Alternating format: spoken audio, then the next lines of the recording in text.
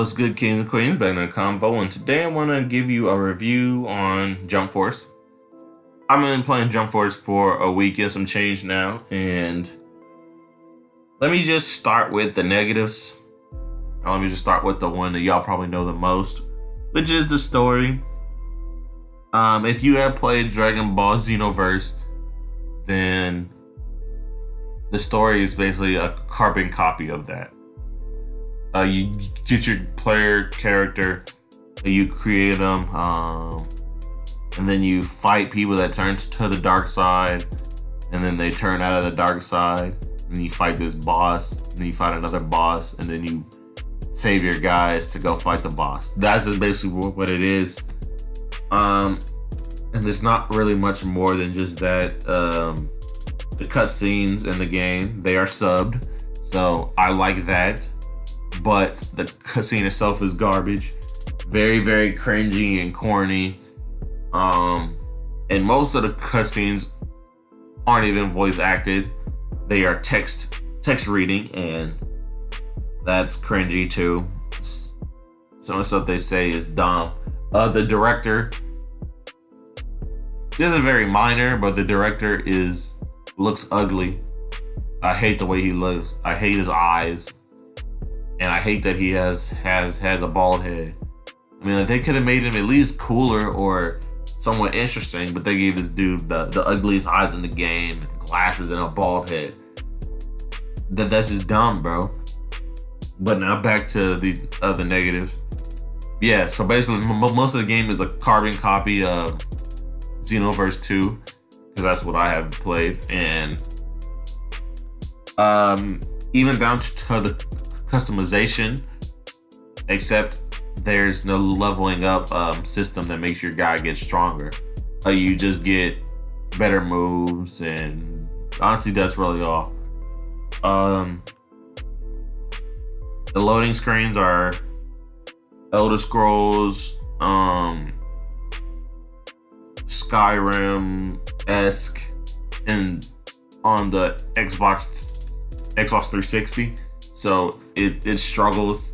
It's a long loading time. So you're definitely gonna have to get used to it. Oh, and then the game loads a lot, so you load a lot in that game for some reason. And another thing, defense in the game. You either have one out of three options, honestly. Blocking is your best friend in the game. It is very unbalanced. Like you can block almost anything in the game. There's a few things that you can't block, but if not, then you can just dodge it. That's the thing about the game. This is a very offensive orientated game. The one who does the most damage, I mean, well, obviously usually wins, but dodging in the game is difficult. Blocking in the game is probably the most reliable thing.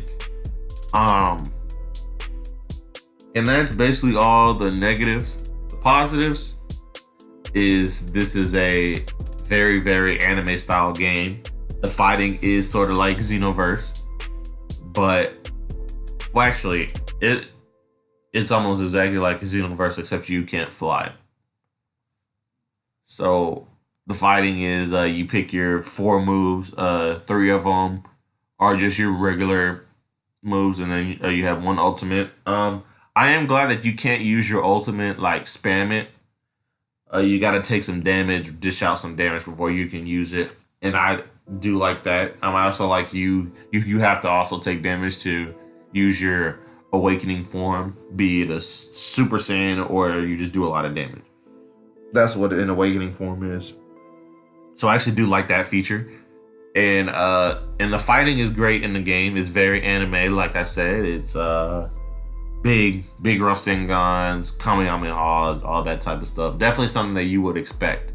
And I really did enjoy the fighting. It is also a challenge. You got to learn the ins and outs of the game to be good.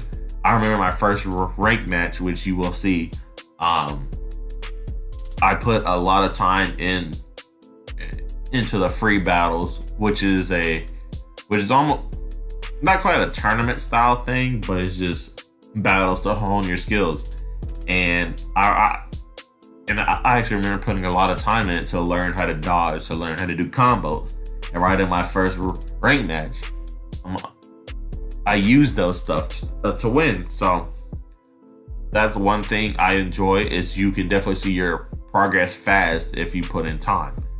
And honestly, that's really it on the pros. In conclusion, long loading screens, carbon copy of Xenoverse.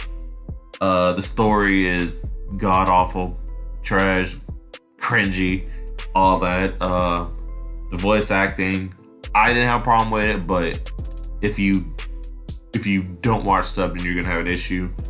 And in the text box top, that's trash.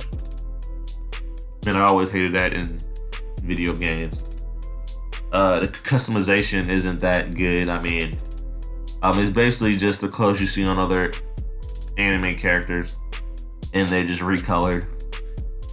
And the positives is the fighting, and it's anime. So I'd rank this 6.5.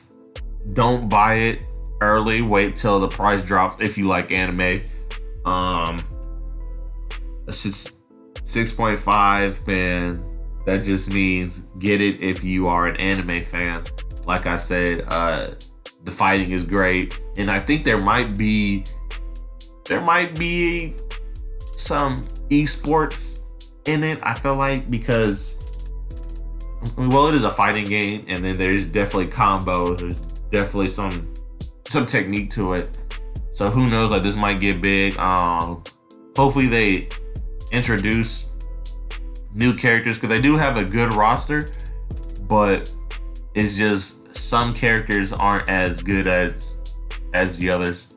Just like I said on my preview of the game, it is balancing characters will be an issue, because they're from different universes or whatever. So once they add more characters, I do know they're adding Kaiba, I believe, so that's cool. And yeah, a 6.5. It's